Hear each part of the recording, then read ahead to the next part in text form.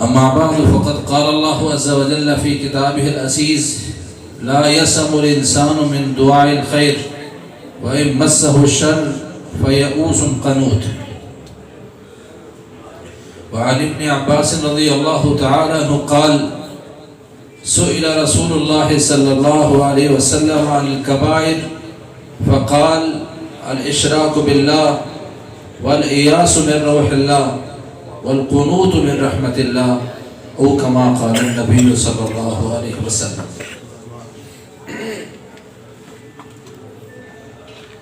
محترم بھائیوں، ساتھیوں اور بزرگوں،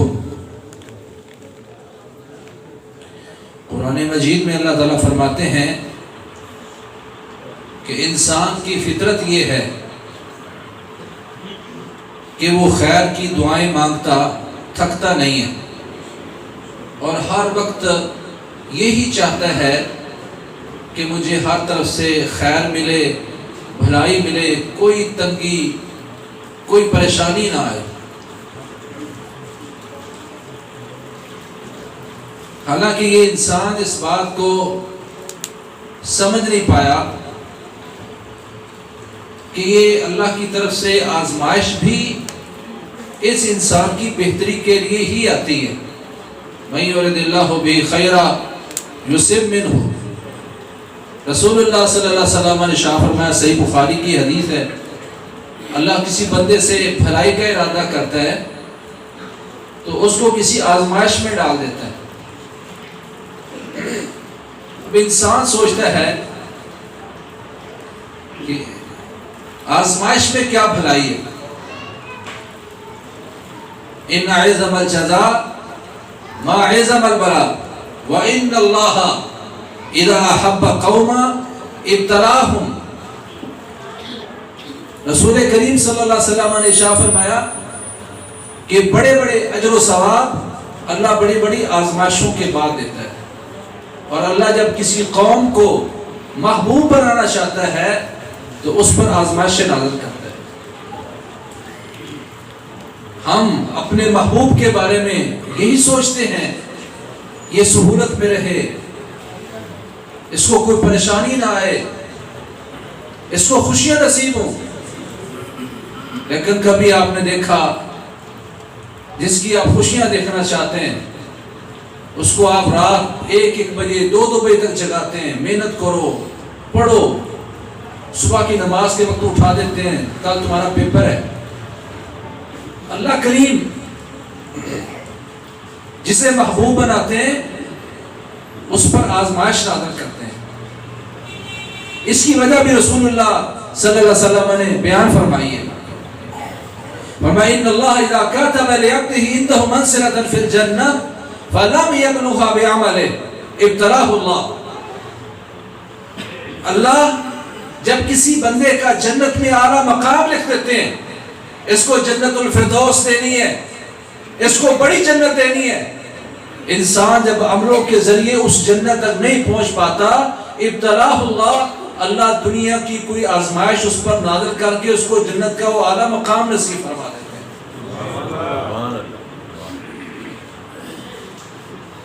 اللہ فرماتے ہیں یہ ہر وقت خیر تلاش کرتا ہے.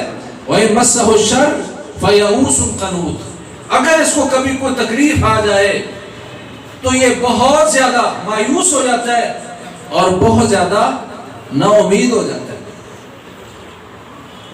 بھائیو، یہ مایوسی اور نا امیدی یہ صرف دیوار کی باتیں نہیں ہے کہ دیواروں پر لکھا ہو نا امیدی کفر ہے، مایوسی بڑا گناہ ہے. بھائی یہ صرف دیواروں کی باتیں نہیں ہے، یہ کتاب و سنت کا نچوڑ ہے. وَمَنْ يَقْنَطُ مِنْ رَحْمَةِ رَبِّهِ إِلَّا الضَّالُّونَ لَا تَيْأَسُوا مِنْ رَوْحِ اللَّهِ إِنَّهُ لَا يَيْأَسُ مِنْ رَوْحِ اللَّهِ إِلَّا الْقَوْمُ الْكَافِرُونَ. قرآن مجید میں اللہ نے فرمایا ہے کہ اللہ کی رحمت سے وہ نا امید ہوتے ہیں جو کافر ہیں. نا امیدی کفر ہے اور مایوسی یہ گناہگاروں کا کام ہے جو گمراہ ہے. مسلمان کبھی مایوس نہیں ہوتا. میں آپ کو یہ نہیں کہتا گھبرانا نہیں، میں آپ کو کہتا ہوں کتاب و سنت کہتی ہے، کتاب و سنت کا نچوڑ یہ ہے کہ مایوس نہیں ہونا۔ رسول اللہ صلی اللہ علیہ وسلم سے پوچھا گیا بڑے بڑے گناہ کون سے ہیں؟ فرمایا الاشراک باللہ، اللہ کے ساتھ کسی کو شریک ٹھہرانا، یہ ایسا کبیرہ گناہ ہے جو کبھی معاف نہیں ہوگا، توبہ کے بغیر کبھی معاف نہیں ہوگا۔ اس کے ساتھ جو دوسرا گناہ بیان کیا وہ کیا تھا؟ والعیاذ من روح اللہ، اللہ کے فضل سے مایوس ہونا یہ کبیرہ گناہ ہے۔ آج ہر گھر میں یہ مایوسی پھیلی ہوئی ہے، باپ 2 دفعہ بچے کو بات کہتا ہے وہ نہیں مانتا تو اس کا دل ٹوٹ جاتا ہے، بیوی کہنا نہیں مانتی تو یہ مایوس ہو کے بیٹھ جاتا ہے، میں نے اس کو لاکھ دفعہ سمجھایا ہے یہ سمجھنے والی ہے ہی نہیں، بیٹا بات کو سننے والا ہے ہی نہیں، اس میں تبدیلی پیدا ہو ہی نہیں سکتی، مہنگائی ختم ہو نہیں سکتی، بیماری آ گئی ہے تو شاید یہ اب میری قبر تک سا جائے گی، بیماری ختم نہیں ہوگی، مہنگائی کبھی ختم نہیں ہوگی۔ یہ آج مسلمانوں کی زبانوں پر کلمات ہیں، یہ مایوسی ہے اور اسلام نے اس کو گناہ قرار دیا ہے اور بڑا گناہ قرار دیا ہے۔ فرمایا کبیرہ گناہوں میں وَالْعِيَاذُ مِن رَوْحِ اللَّهِ، اللہ کے فضل سے مایوس ہونا کبیرہ گناہ ہے۔ وَالْقُنُوطُ مِن رَحْمَةِ اللَّهِ، اور اللہ کی رحمت سے نا امید ہونا یہ بھی کبیرہ گناہ ہے۔ 2 لفظ یہاں استعمال ہوئے، وَالْعِيَاذُ مِن رَوْحِ اللَّهِ اور وَالْقُنُوطُ مِن رَحْمَةِ اللَّهِ، اور قرآن نے بھی ان کو الگ الگ بیان کیا ہے۔ فَيَعُوسٌ قَنُوط، یعوس کا معنی یہ ہے کہ اگر انسان کے دل میں یہ بات بیٹھ جائے کہ میرے گناہ معاف نہیں ہوں گے، مہنگائی ختم نہیں ہوگی، بیماری کبھی جان نہیں چھوڑے گی، غربت قبر تک میرے ساتھ جائے گی، اور یہ مصیبت جو مجھ پر آ گئی ختم نہیں ہوگی، اگر اس طرح کی چیزیں دل میں بیٹھ گئی ہیں تو یہ مایوسی ہے۔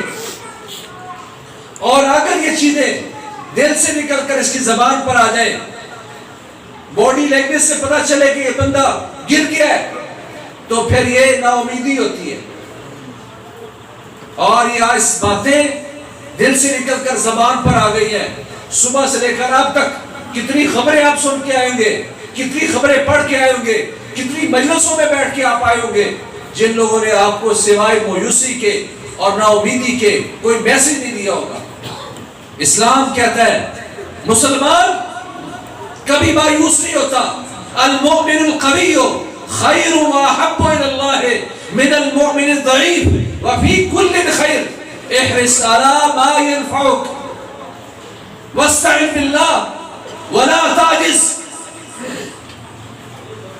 وہ مومن جو ایمان میں قوی ہے، امیدوں میں قوی ہے، عبادت میں قوی ہے، امیدوں میں قوی ہے، یہ مومن اس مومن سے بہتر ہے جو ایمان میں بھی کمزور، امیدوں میں کمزور،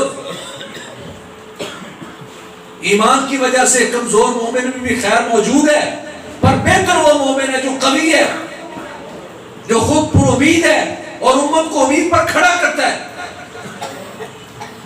اور فرمایا احرص علی ما ينفعک، جو چیز تمہیں فائدہ دے سکتی ہے اس پر ہر وقت حریص بنے، لالچ کرے، پر امید رہے، واستعن باللہ، اور اللہ سے مدد طلب کرے، کیونکہ اللہ کے سامنے کوئی چیز ناممکن نہیں ہے۔ اس لیے نا امیدی کی بجائے پر امید رہنے کا اسلام نے حکم دیا ہے۔ احرص علی ما ينفعک، اللہ سے مدد طلب کرو، ولا تعجز، بے بس نہیں بننا، لاچاری نہیں دکھانی، پر امید رہنا ہے، اللہ سے مدد طلب کرنی ہے، اور نا امید نہیں ہونا، بے بس نہیں بننا، لاچاری اپنے قریب نہیں آنے دینی۔ سنن ابی داؤد کی روایت ہے، رسول اللہ صلی اللہ علیہ وسلم ارشاد فرماتے یضحک ربنا من قنوت عبادہ وقرب غیرہ. اللہ کریم جب انسان کے حالات کو بدلنے کے قریب ہی ہوتا ہے کہ وہ انسان مایوس ہو کے گر پڑتا ہے تو اللہ اس کا یہ منظر دیکھ کر ہنسنا شروع کر دیتا ہے کہ تیرے حالات بدلنے ہی والا تھا اور تو مایوس ہو کے گر گیا. اس حدیث کے راوی ابو رزی رضی اللہ عنہ کہتے ہیں یا رسول اللہ اوا یضحک ربنا، اتنی بات پر بھی ہمارا رب ہنستا ہے؟ فرمایا ہاں اے ابو رزین، اللہ اس بات پر ہنستا ہے. وہ فرماتے لن نعلم من رب یضحک خیرا، ہم اس رب کی خیر سے کبھی نا امید ہو نہیں سکتے، کبھی دور رہ نہیں سکتے جو ہماری اتنی باتوں پر بھی ہنستا ہے. اس حدیث سے یہ سمجھ آتی ہے کہ مسلمان کو نا امید ہو کر گرنے کی بجائے اس امید پر رہنا چاہیے کہ ابھی حالات بدلے سو ابھی حالات بدلے. اگر اب مہنگائی اور غربت کی طرف جائیں، میں مانتا ہوں مہنگائی بڑی ہے، پر اس مجلس میں بیٹھا ہوا کوئی ایک بندہ ہاتھ اٹھائے اور کہے کہ میری زندگی میرے ابا جان سے اچھی نہیں ہے، میرے دادا سے اچھی نہیں ہے، زندگی ہماری آبا و اجداد سے اچھی. مکان دھڑا دھڑ بن رہے ہیں، میرے آبا و اجداد کپڑا جب پرانا ہوتا تو اس کی سائڈ تبدیل کر کے سلا لیا کرتے تھے. جوتا عید کے موقع پر لیا جاتا جو اسکول سے میچ کرتا ہو. شادی بیاہ کا موقع ہے تو والدین کہتے بچے کو وردی وہ سلا کے دو جو بعد میں بھی کام آئے. گاچری کے پیسے نہیں ہوتے تھے ہمارے پاس، پین میں سیاہی نہیں ہوتی تھی، ساتھیوں سے لیتے تھے. میں نوابوں کے شہر سے آیا ہوں. ایک دن ہم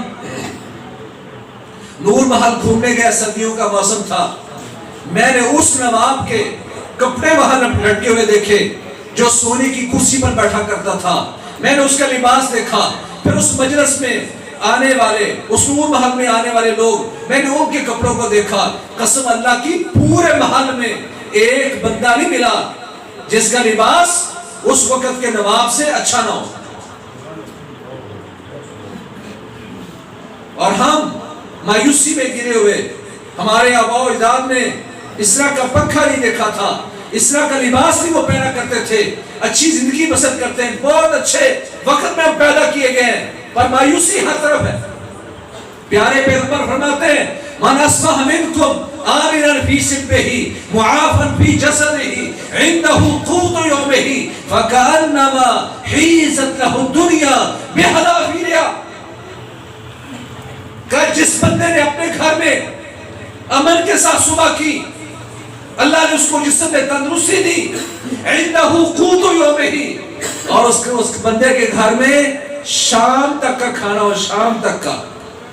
فَكَأَنَّمَا حِيزَتْ لَهُ الدُّنْيَا بِحَذَافِيرِهَا، کہ یہ وہ انسان ہے کہ اللہ نے ساری دنیا کو اکٹھا کر کے اس کے دامن میں ڈال دیا. شام تک کا کھانا. ہمارے گھر میں پورے مہینے کا راشن ہوگا، سال بھر کے چاول موجود ہیں، گندم ہم نے سال بھر کی جمع کی ہوگی. اللہ کے نبی خل اور سرکے کے ساتھ روٹی لگا لگا کے کھا رہے ہیں. کہتے ہیں نعم الادام، نعم الادام، کیا ہی خوب سالن ہے، کیا ہی خوب سالن ہے جو سرکے کو سالن بنا کے کھاتے ہیں. کہا جا سارے مدینے میں لوہے کی انگوٹھی لے آ، حق بار کے طور پر تیرا نکاح کر دوں گا اس کے ساتھ. صحابی رسول ہے، پورا مدینہ ڈھونڈ کے آ گئے، پورے مدینے میں اس کو لوہے کی انگوٹھی حق بار میں دینے کے لیے نہیں ملی. اللہ کی قسم میرا دعویٰ ہے پورے پاکستان میں ایک بندہ دکھا دو جس کی شادی سے رکی ہو کہ اس کو لوہے کی انگوٹھی نہ مل رہی ہو. صرف مایوسی ہے، نا امیدی ہے. گھروں میں ہمارے بیمار پڑے ہوئے لوگ، اور میں اس میں یہ دعویٰ رکھتا ہوں کہ جب تک اس بندے کو بیماری کا پتہ نہیں تھا یہ بالکل فٹ تھا، دوڑتا بھی تھا، باتیں بھی اچھی کرتا تھا. جس نے اس کی رپورٹ آ گئی کہ اس کو فلاں مرض ہے، اللہ نہ کرے اس کو شوگر ہے، بلڈ پریشر ہے، اس بندے کو ہارٹ کا کوئی مسئلہ ہے، فلاں مسئلہ ہے، جس سے رپورٹ آتی ہے، رپورٹ آنے کے بعد وہ بندہ چارپائی پر کیوں لگ جاتا ہے، اس کی صحت کا گراف نیچے کیوں گرنا شروع ہو جاتا ہے؟ کیونکہ کل تک یہ مایوس نہیں تھا اور آج یہ مایوس ہونا شروع ہو گیا۔ اس کو جا کے حضرت ایوب علیہ السلام کا واقعہ قرآن سے ڈھونڈو، سناؤ اس کو۔ اور صحیحہ میں روایت موجود ہے، حضرت ایوب علیہ السلام ایک دو دن نہیں، ایک دو سال نہیں، صحیحہ میں روایت موجود ہے 18 سال بیمار رہے، 18 سال، اور 18 سال بعد بھی منہ پر کیا زبان پر کیا دعا ہے؟ انی مسنی الضر وانت ارحم الراحمین، یا اللہ مجھے تکلیف پہنچی ہے، یا اللہ میں بیمار ہوں پر تو ارحم الراحمین ہے۔ 18 سال بعد ان کی اہلیہ مبارکہ، زوجہ مبارکہ ہاتھ سے پکڑ کر لے گئی قضاء حاجت کے لیے، اللہ نے وحی نازل کر دی، اے میرے ایوب ہم نے آپ کو آزمایا، صبر آپ کا آزمایا، دنیا کے نمونہ بنانا تھا۔ انبیاء کو اللہ نے دنیا کے نمونہ بنایا، ایک دو دن نہیں، 18 سال بیمار رہے۔ آج وحی آئی، یہاں ایڑی ماریے، یہاں سے پانی نکلے گا، اس سے نہائیے بھی پیے بھی، نہا کے واپس آئے، بیوی بھی پہچان نہیں سکی، کہنے لگی قسم اللہ کی اگر میرا ایوب تندرست ہوتا تو تیری شکل میرے ایوب سے بڑی ملتی جلتی ہے۔ فرمانے لگے میں ہی ایوب ہوں۔ اللہ کریم نے آسمان سے، صحیح بخاری کی روایت ہے، سونے کی ٹڈیوں کی بارش برسا دی، نمونہ بنایا دنیا کے لیے۔ جو بیمار ہے اس کے لیے نمونہ بنایا نبی کو۔ 18 سال بعد بھی وہ نا امید نہیں ہوئے، میں 18 دن بعد، 18 مہینوں بعد نا امید ہو جاتا ہوں۔ آج بھی اس مریض کو جا کے بتاؤ کہ تیرا یہ مرض تمہیں جنت کے قریب کر رہا ہے۔ پھر میں وہ حدیث بیان کرنا چاہوں گا جو صحیحہ میں موجود ہے، صحیح جامع صغیر میں موجود ہے، صحیح ترغیب میں شیخ البانی نے اس کو بیان کیا۔ اللہ کے نبی فرماتے ہیں کہ جو بندہ بیمار ہوتا ہے اللہ اس بندے پر فرشتوں کو متعین کرتے ہیں، وہ فرشتے اس بندے کے آس پاس ہیں۔ اللہ نے کس لیے فرشتے بھیجے؟ وہ آ کے اس بندے کی زبان کے کلمات سننا چاہتے ہیں۔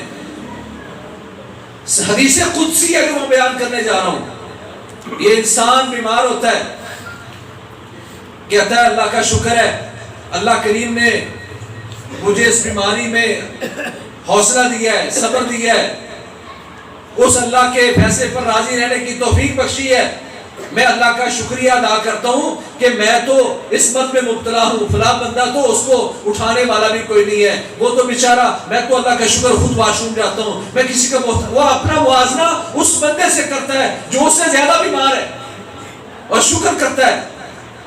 اللہ کے نبی فرماتے ہیں، اللہ کہتے ہیں فرشتوں کو، یہ بندہ وَلَمْ يَشُكْنِي إِلَىٰ عُوَادِهِ، جو اس کی زیارت کرنے آئے تھے، عیادت کرنے آئے تھے، اس کے سامنے میرا شکوہ نہیں کیا، بلکہ کہتا ہے اللہ کا شکر ہے کہ اللہ کریم نے مجھے حوصلہ دیا ہے اور اس بیماری کی وجہ سے میں امید رکھتا ہوں میرے رب نے میرے گناہ ختم کر دیے، جنت قریب کر دی، وہ اس لیے خوش ہو رہا ہوتا ہے۔ سنن ابن ماجہ کی حدیث ہے، اللہ کے پیارے پیغمبر فرماتے ہیں وَإِنَّ أَحَدَهُمْ لَيَفْرَحُ بِالْبَلَاءِ كَمَا يَفْرَحُ أَحَدُكُمْ بِالرَّخَاءِ، میرے صحابہ ایک وقت آئے گا ایمان والوں میں، مسلمانوں میں وہ افراد ہوں گے جو آزمائش آنے پر اس طرح خوش ہوں گے، اتنا خوش ہوں گے جس طرح کہ تم کو فراوانی ملتی ہے، خوشحالی ملتی ہے، جس طرح تم تحفہ ملنے پر خوش ہوتے ہو، وہ آزمائش پر اتنا خوش ہوں گے۔ کیوں خوش ہوں گے؟ کہ اس بیماری کی وجہ سے ہمارے رب نے یا ہمارے گناہ ختم کر دیے یا جنت قریب کر دی۔ اللہ کہتے ہیں اس بندے نے شکایت نہیں کی، پھر فیصلہ سناتے ہیں۔ آج بیماروں کو جا کے حوصلہ دو، یہ حدیث سناؤ کہ اللہ کہتے ہیں اس نے شکایت نہیں کی، یا شکایت کی بھی تو توبہ کر کے یا اللہ تعالیٰ شکر کروں گا، تیرے فیصلوں پر راضی رہوں گا، شکایت بند کر دی تو اللہ فرماتے ہیں لِعَبْدِي عَلَيَّ إِن تَوَفَّيْتُهُ أَنْ أُدْخِلَهُ الْجَنَّةَ، میں اس بندے سے وعدہ کرتا ہوں، اس بندے کا مجھ پر حق ہو گیا ہے کہ اگر اس بیماری میں نے اس کو فوت کر دیا أَنْ أُدْخِلَهُ الْجَنَّةَ، کہ اس بندے کو جنت کا داخلہ نصیب ہو، فوت ہوا تو جنت ہی۔ اس بیمار کو سامنے جنت نظر آنا شروع ہو جائے تو قسم اللہ کی پھر نا امیدی نہیں بلکہ ایک امید پیدا ہوگی کہ ٹھیک ہے دنیا کی زندگی ہے، چند دنوں کی زندگی ہے، گزار لوں گا، آگے جنت نظر آ رہی ہے۔ فرمایا اگر میں نے وَإِن شَفَيْتُهُ لَأُبَدِّلَنَّهُ لَحْمًا مِّن لَحْمِهِ وَدَمًا لَأُبَدِّلَنَّهُ لَحْمًا خَيْرًا مِّن لَحْمِهِ وَدَمًا خَيْرًا مِّن دَمِهِ وَأَنْ أُكَفِّرَ عَنْهُ سَيِّئَاتِهِ، اور اگر میں نے اس بیماری سے اس کو صحت یاب کر دیا، اس کو شفا بخش دی تو 3 احسان کروں گا۔ پہلے گوشت سے اچھا گوشت نصیب فرما دوں گا، اور پہلے خون سے اچھا خون نصیب فرما دوں گا، اور اس کے سارے گناہ بھی معاف فرما دوں گا۔ موٹر سائیکلوں کے گاڑیوں کی آئل چینج کرتے ہو، اللہ اس بندے کا سارا خون چینج کر رہا ہے، بہتر خون۔ لَأُبَدِّلَنَّهُ لَحْمًا خَيْرًا مِّن لَحْمِهِ وَدَمًا خَيْرًا مِّن دَمِهِ، پہلے گوشت سے اچھا گوشت نصیب فرماؤں گا، پہلے خون سے بہتر خون نصیب فرماؤں گا، اور اس کے گناہ بھی معاف کر دوں گا۔ یہ وہ ہے جو اس بیماری میں بھی اپنے ایوب علیہ السلام کو یاد رکھ کے مایوسی کی بجائے پر امید ہو کے زندگی بسر کرتا ہے۔ زندگی دونوں کی ہے، بیماری بھی ہے، پر اس کی اچھی گزر جائے گی کیونکہ یہ امید پر کھڑا ہو گیا۔ اگر کسی کی کوئی چیز گم ہو گئی ہے تو اس کو جا کے حضرت یوسف اور ان کے والد محترم یعقوب علیہ السلام ان کا واقعہ جا کے سناؤ۔ ابا جان نے رو رو کر آنکھیں تو ضائع کر دی، یہ تکلیف تھی، آزمائش تھی، آنکھیں ضائع ہوئی ہیں، پر امید کو کبھی ضائع نہیں ہونے دیا۔ بچپن میں گم ہونے والا بچہ آج جوان ہو گیا، پر ابا جان کیا کہتے ہیں؟ یا بنی اذهبوا فتحسسوا من یوسف واخیہ ولا تیأسوا من روح اللہ انه لا ییأس من روح اللہ الا القوم الکافرون۔ کہا بیٹو جا کے یوسف کو بھی ڈھونڈو، اس کے بھائی بنیامین کو بھی ڈھونڈو، اور اللہ کے فضل سے مایوس نہیں ہونا، کہ اللہ کے فضل سے وہ مایوس ہوتے ہیں جو کافر قوم ہوتے ہیں، تم تو مسلمان ہو۔ رو رو کر آنکھیں گوا دی، ہم امید پر کھڑے ہیں۔ اللہ کریم نے اس امید کی بنیاد پر یہ بات سمجھا دی دنیا کو، ہو سکتا ہے تمہاری کوئی چیز جو گم ہو گئی ہے لیٹ ملے، پر امید کی بنیاد پر مل کے رہے گی۔ ہم کہتے ہیں اگر ملنی ہوتی تو گم کیوں ہوتی؟ نا امیدی پر لوگ کھڑے ہیں، امیدیں دلاؤ ان کو۔ ہمارے گھروں میں جھگڑا ہوتا ہے، بہو کے ہاں 1 سال گزر گیا بچہ نہیں پیدا ہوا، 2 سال ہوئے بچہ نہیں پیدا ہوا، لڑائی جھگڑے شروع ہوتے ہیں، خامد بھی تھوڑا سا کھس گیا ہے، سسر بھی نہیں بولتا، ساس بھی تھوڑی سی اس کا رویہ بدل گیا ہے۔ قسم اللہ کی یہ لوگ مایوس ہیں۔ اللہ کریم نے حضرت ابراہیم علیہ السلام اور زکریا علیہ السلام کا واقعہ دنیا کے نمونہ بنا دیا۔ وہ 80 90 سال کے بوڑھے باپے ہیں، پر آج بھی نا امید نہیں ہوئے، آج بھی دعا کر رہے ہیں رب ہب لی من الصالحین، رب ہب لی من لدنک ذریۃ طیبۃ انک سمیع الدعاء۔ 80 90 سال کے وہ بوڑھے باپے امید پر کھڑے ہیں۔ اللہ کریم نے آج فرشتے بھیجے ابراہیم علیہ السلام کی طرف، قالوا بشرناک بالحق فلا تکن من القانتین۔ اے ابراہیم ہم آپ کو حق کے ساتھ خوشخبری دینے آئے ہیں، آپ نا امیدوں میں سے نہ ہو۔ بابا جی نے کہا میں نا امید ہوں، وَمَن يَقْنَطُ مِن رَحْمَتِ رَبِّهِ إِلَّا الضَّالُّونَ، میں تو دعائیں مانگ رہا ہوں، میں تو پر امید ہوں۔ اپنے رب کی رحمت سے وہ نا امید ہوتے ہیں جو گمراہ ہوتے ہیں، اور میں نا امید نہیں ہوں، میں گمراہ نہیں ہوں، نا امید ہوں۔ اور دیکھ لو اللہ کریم نے دنیا کو سمجھایا، تم 1 سال بعد 2 سال بعد 5 سال بعد مایوس ہو جاتے ہو۔ وہ جس عمر میں بچہ ملنا بھی لوگوں کے سامنے مشکل نظر آتا ہے، ناممکن نظر آتا ہے، اللہ کریم نے اس عمر میں بچے عطا کر کے دنیا کو سمجھایا۔ جو انسان پر امید رہتا ہے اللہ کریم اس کو کبھی مایوس نہیں کرتا۔ پر امید رہے، 2 سال بعد 5 سال بعد مایوس نہیں ہونا۔ اللہ نے انبیاء کی زندگی ہمارے لیے نمونہ بنائی ہے، اور ہر بندہ مایوسی میں گرا ہوا ہے۔ جس نے بڑے گناہ کیے ہیں خاندان میں مشہور ہے، اس نے یہ بھی کیا تھا، یہ بھی کیا، یہ بھی کیا، اللہ کی قسم آج اس کے پاس موقع ہے، اس کو نا امید نہ کرو۔ قل لعبادی الذین اسرفوا علی انفسهم لا تقنطوا من رحمت اللہ ان اللہ یغفر الذنوب جميعا. جو سچے دل سے توبہ کرے اللہ کریم اس کے گناہوں کو آج بھی معاف کرنے پر پورا قادر ہے. یہ لا تقنطوا من رحمت اللہ کی آیت جو ہم نے اپنے گھروں پر لگا رکھی ہے، اصل میں اللہ کریم کی طرف سے پیغام ہے جس بندے نے بڑے گناہ کیے ہیں وہ یہ امید رکھے کہ اس کے جتنے بھی گناہ ہوں اللہ کی رحمت سے زیادہ نہیں ہے. اللہ سارے گناہ معاف کرتا ہے. حقوق العباد کی معافی کی کوشش کریں، ادا کریں، جو اللہ کے درمیان اور آپ کے درمیان ہے وہ اللہ سارے گناہ معاف کر دے گا. وہ بندہ جس نے 99 قتل کیے تھے، ایک بندے کے پاس آیا اس وقت کے مولوی کے پاس، راہب کے پاس، کیا اللہ مجھے معاف کر دے گا؟